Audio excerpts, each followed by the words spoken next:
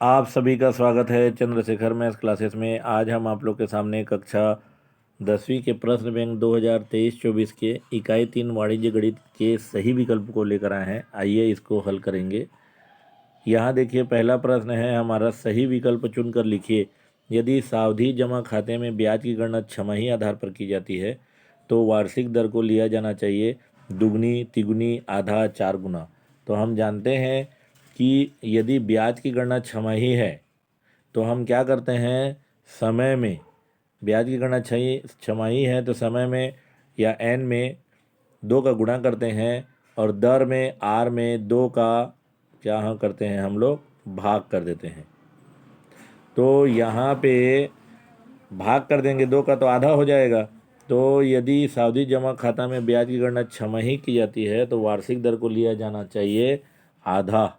स नंबर हमारा उत्तर है। उसके बाद दूसरा प्रश्न है, देय आयकर 3,000 रुपये शिक्षा उपकर 3% की दर से कितना होगा। तो 3,000 रुपये ये 3,000 है, गुणित 3% निकालेंगे 3/100। देखिए, ये शून्य कटा, ये शून्य कटा, ये शून्य कटा, ये शून्य कटा। अब आ गया 30 गुणित 3, 30 गुणित 3, 30 तिया 90। तो जो हमारा द नंबर है 90 वो हमारा उत्तर हो जाएगा। और आगे देखते हैं, यदि सावधि जमा खाता में समय को तिमाही लिया जाता है तो ब्याज की दर को लिया जाना चाहिए। ये प्रश्न इस प्रकार है, यदि सावधि जमा खाते में ब्याज की गणना तिमाही होगा तो दर को लिया जाना चाहिए। हम जानते हैं जब ब्याज की गणना तिमाही हो जाएगी तो हम क्या करते हैं, एक साल में 3 माह कितने बार आता है, 4 बार। तो हम क्या करते हैं, समय में 4 का गुणा करते हैं और दर में 4 का भाग कर देते हैं। बटा 4 आ गया, 1/4। तो इसका जो तीसरा का ब है वो हमारा सही उत्तर है। उसके बाद आप देखिए, आयकर विभाग द्वारा प्रत्येक व्यक्ति, संस्था, कंपनी को दी गई पहचान संख्या को कहते हैं। आयकर विभाग द्वारा प्रत्येक व्यक्ति, संस्था या कंपनी को दी गई पहचान संख्या को हम क्या करते हैं, हम बोलते हैं पैन नंबर। आप जानते हैं स्थायी खाता संख्या पहला का है स्थायी खाता संख्या।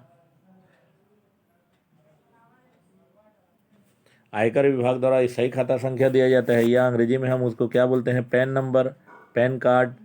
पैन कार्ड में जो पैन नंबर होता है वही है। आगे बढ़ते हैं, दूसरा है शिक्षा उपकर देकर पर कितना प्रतिशत की दर से लगाया जाता है। तो यहाँ सही उत्तर हमारा है 3% की दर से लगाया जाता है। यदि बैंकों में एक निश्चित समय के लिए एक मुश्त राशि जमा की जाती है तो उसे जमा खाता कहते हैं। इसको हम फिक्स डिपॉजिट सावधि जमा खाता कहते हैं। क्या जमा खाता बोलते हैं। तीसरा का हमारा उत्तर है सावधि जमा खाता। उसके बाद और आगे देखते हैं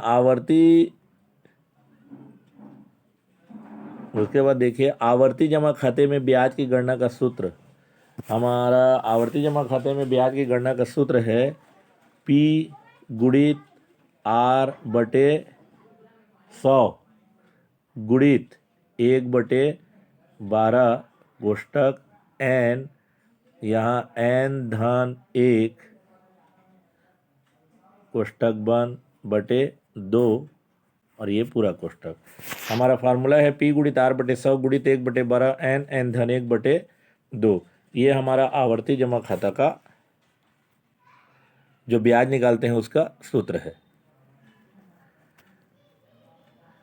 जिस राशि पर ब्याज की गणना की जाती है उसे हम मिश्र धन कहते हैं। ये असत्य है। क्या है, असत्य है। उसके बाद दूसरा प्रश्न है, वित्तीय वर्ष का प्रारंभ 1 अप्रैल से होता है। हाँ, वित्तीय वर्ष का प्रारंभ 1 अप्रैल से होता है, तो ये हमारा सत्य है। फिर वित्तीय वर्ष की समाप्ति 31 मार्च को होती है, ये कथन भी हमारा क्या है, सत्य है। फिर अगला है, बैंकों में खाता खोलने के लिए पैन का होना अनिवार्य है। अभी हम पढ़े थे ऊपर पैन नंबर, पैन कार्ड का होना जरूरी है, जिसमें स्थायी खाता संख्या दिया रहता है, उसको हम पैन नंबर बोलते हैं। तो बैंकों में खाता खोलने के लिए पैन कार्ड या पैन नंबर का होना अनिवार्य है। ये हमारे लिए क्या है? सत्य है।